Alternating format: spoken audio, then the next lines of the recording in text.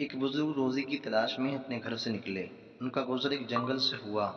ایک جگہ انہوں نے دیکھا کہ ایک لومڑی ہے جو جسمانی اعتبار سے بڑی موٹی تازی اور تندرست ہے۔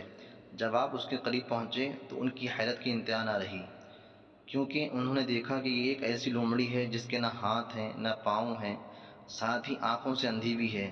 لومڑی کی اس حالت نے ان بزرگ کے قدموں کو جکڑ لیا اور یہ سوچنے پر مجبور کر دیا کہ بغیر ہاتھ پاؤں اور آنکھ کے آخر یہ اتنی موٹی تازی اور تندرست کیسے ہے؟ آخر یہ ماجرا کیا ہے؟ اسے کس قوت کی پشت پناہی حاصل ہے؟ اس کی تندرستی کا راز کیا ہے؟ یہ اپنا رزق کس طرح سے حاصل کرتی ہے؟ اس کے کھانے پینے کا انتظام کون کرتا ہے؟ اسے روزی کہاں سے ملتی ہے؟ ابھی وہ انہی سوالات میں گم تھے کہ سامنے سے زمین شق ہوئی اور اس میں سے دو پیالے نمودار ہوئے، جن میں سے ایک میں دودھ اور دوسرے میں شہد بھرا تھا۔ ان پیالوں کو دیکھ کر ان کی انتہا نہ رہی۔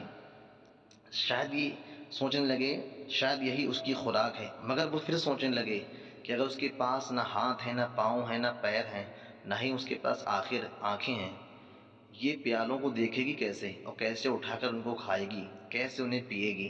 ابھی ان کے ذہن میں یہ سوال الجھ رہے تھے کہ اتنے میں انہوں نے دیکھا کہ پہاڑی سے ایک بارونق ایک بزرگ تشریف لے کر آئے۔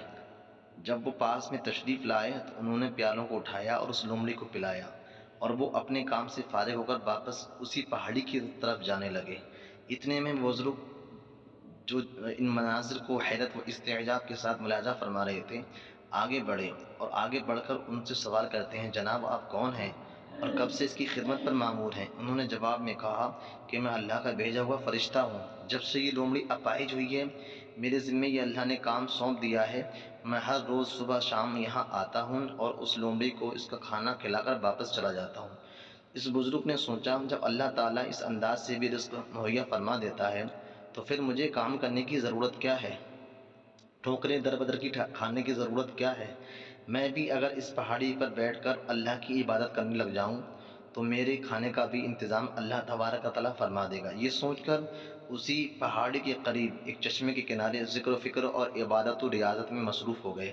7 دن کا عرصہ گزر گیا مگر ان کے یہاں ان کے لیے کہیں سے بھی کچھ بھی نہیں آیا۔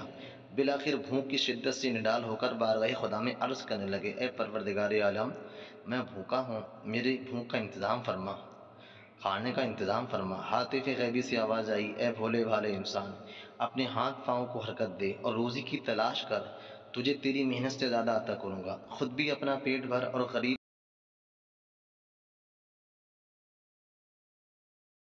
اور غریبوں کو بھی کھلائیں۔ تو حضرات گرامی، اس واقعے سے ہمیں یہ معلوم چلا کہ ہمیں چاہیے کہ اللہ تبارک و تعالیٰ کی عبادت کے ساتھ ساتھ رزق کی تلاش کرنا یہ بھی عبادت ہے، اور جو انسان اپنے اہل و عیال کے لیے کام کرتا ہے، روزی روزگار میں مشغول رہتا ہے، گویا کہ وہ بھی انسان عبادت میں رہتا ہے۔ تو ہمیں یہ چاہیے کہ ہم اللہ کی عبادت کے ساتھ ساتھ اچھا روزگار بھی کریں، اور اللہ ہی تعالیٰ برکت دینے والا ہے۔ واللہ عالم بالصواب۔